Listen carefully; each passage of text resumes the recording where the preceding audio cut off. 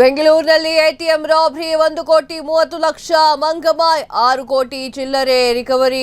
ಉಳಿದ ಹಣ ಎಲ್ಲಿ ಹೋಯಿತು? ಮೂವರಿಗೆ ಆರೋಪಿಗಳನ್ನ ದಸ್ತಗಿರಿ ಮಾಡಿರುವಂತಹ ಖಾಕಿ.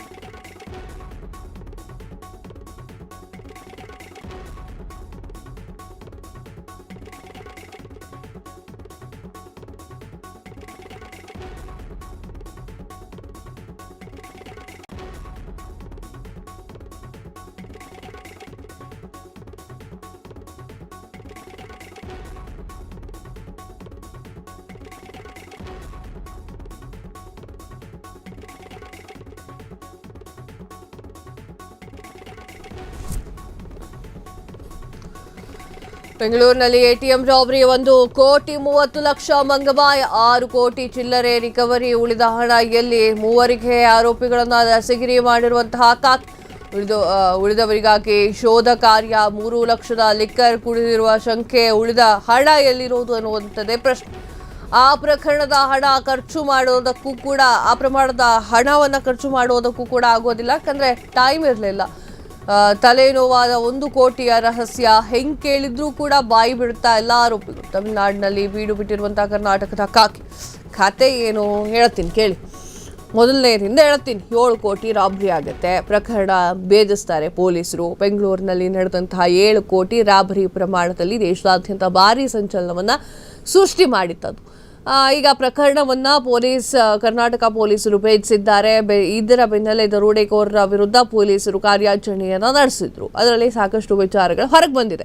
ನವೆಂಬರ್ 19ನೇ ತಾರೀಕಂದು ನಡೆದಿರುವಂಥ ಎಟಿಎಂ ನಗದು ವಾಹನ ದರೋಡೆ ಪ್ರಕರಣಕ್ಕೆ ತ್ವರಿತ ಪತ್ತೆ ಹಚ್ಚಲಾಗಿದ್ದು, ಮೊದಲೇ ನಿಖರವಾಗಿ ಯೋಚನೆ ಮಾಡಲಾಗಿದ್ದಂಥ ಮತ್ತು ಮಾಹಿತಿ ಆಧರಿಸಿ ದರೋಡೆಕೋರರನ್ನು ಹುಡುಕಲಾಯಿತು. ಪ್ರಕರಣದಲ್ಲಿ ರಿಕವರಿ ಅಮೌಂಟ್ ಎಷ್ಟು ಗೊತ್ತಾ? ಹೋಗಿದ್ದ ಅಮೌಂಟ್ 7 ಕೋಟಿ, ಬಂದಿರೋ ಅಮೌಂಟು 5.76 ಕೋಟಿ. ಸೊ ಬಾಕಿ ಉಳಿದ 1.5 ಕೋಟಿ ಹಣ ಎಲ್ಲಿ ಅನ್ನುವಂಥದ್ದು ಈಗ ಪ್ರಶ್ನೆಯಾಗಿದೆ. ಸೊ ಆ ಒಂದು ವಿಚಾರಕ್ಕೆ ಸಂಬಂಧಪಟ್ಟಂತೆ ಘಟನೆಯನ್ನು ಹೇಳ್ಬಿಡ್ತೀನಿ. 8:19 ಅಂದರೆ 8 ಗಂಟೆ ಅಂತ ಅಂದ್ಕೊಳ್ಳಿ. ಮಧ್ಯಾಹ್ನ 1:20 ಸರಿಸುಮಾರಿಗೆ 7 ಕೋಟಿ 11 ಲಕ್ಷ ಕೋಟಿಯನ್ನು ಹೊತ್ತೊಯ್ಯಲಾಯಿತು. 7 ಕೋಟಿ 11 ಲಕ್ಷ ಹೊತ್ತೊಯ್ಯಲಾಯಿತು. ಅಂದರೆ 7.25 ಕೋಟಿ ವಾಹನದ ಹೈಜಾಕ್ ಮಾಡಿದ್ರು. ಡಿಜೆಹಳ್ಳಿ ಬಳಿ ಅಂದರೆ ಅಪರಿಚಿತರು RBI ನಿಯಂತ್ರಣ ಅಧಿಕಾರಿಗಳಂತೆ ನಟನೆ ಮಾಡಿ ಹಣವನ್ನು ತೆಗೆದುಕೊಂಡು ಹೋದರು. ಅದು ಯಾವಾಗ ಈ ಘಟನೆ? 12:48 ಗಂಟೆಗೆ ಸರಿಸುಮಾರಿಗೆ ಅಶೋಕ ಪಿಲ್ಲರ್ ಜಯನಗರದ ಡೇರಿ ಸರ್ಕಲ್ನಲ್ಲಿ ನಡೆದಿದ್ದು ದೃಢವಾಯಿತು. ಇದಾದ ನಂತರ ಅಪರಾಧಿಗಳು ವ್ಯಾನ್ ಅನ್ನು ತಡೆದು ಶಸ್ತ್ರ ತೋರಿಸಿ ಬೆದರಿಸಿದ್ರು. ನಗದು ತುಂಬಿಟ್ಟಂಥ ಪೆಟ್ಟಿಗೆಯನ್ನು ತೆಗೆದುಕೊಂಡು ಮಧ್ಯಾಹ್ನ 13:16 ಅಂತಂದರೆ 1:16 ಗಂಟೆಗೆ ಅಲ್ಲಿಂದ ಪರಾರಿ ಆದರು. ಓಕೆನಾ? ಸೊ ಈ ಒಂದು ದರೋಡೆ ನಿಖರವಾದ ಪೂರ್ವ ನಿಯೋಜಿತ ಆಗಿತ್ತು. ಪ್ರಾಥಮಿಕ ಸುಳಿವು ಕೂಡ ಸ್ವಲ್ಪ ಮಟ್ಟಿಗೆ ಕಮ್ಮಿ ಇತ್ತು. ಅಪರಾಧಿಗಳು ಅನೇಕ CCTV ಕಾರಣ ಪ್ರದೇಶ, ಅಂದರೆ ಅಪರಾಧಿಗಳು ಏನು ಮಾಡಿದ್ದಾರೆ, CCTV ಎಲ್ಲಿಲ್ವೋ ಅಲ್ಲಿ ವಾಹನವನ್ನು ನಿಲ್ಲಿಸಿದ್ದಾರೆ. ಕಾರ್ಯಾಚರಣೆಯಲ್ಲಿ ಮೊಬೈಲ್ ಕೂಡ ಬಳಕೆ ಮಾಡಿಲ್ಲ. ತನಿಖೆ ದಿಕ್ಕನ್ನು ತಪ್ಪಿಸಲಿಕ್ಕೆ ಬೇರೆ ಬೇರೆ ಭಾಷೆಯಲ್ಲಿ ಮಾತನಾಡಿಕೊಂಡಿದ್ರು. ಅನೇಕ ಬಾರಿ ವಾಹನವನ್ನು ಬಳಕೆ ಮಾಡಿದ್ರು. ನಂಬರ್ ಪ್ಲೇಟನ್ನು ಚೇಂಜ್ ಮಾಡಿದ್ರು. ಪದೇ ಪದೇ ಬದಲು ಮಾಡಲಾಯಿತು. ದರೋಡೆ ಮಾಡಿದ ನೋಟುಗಳು ಕೂಡ ಸರಣಿ ಸಂಖ್ಯೆಗಳ ದಾಖಲಾತಿ ಇರುವುದ ಕಾರಣ ಗುರುತಿಸಲು ಸ್ವಲ್ಪ ಕಷ್ಟ ಆಯಿತು.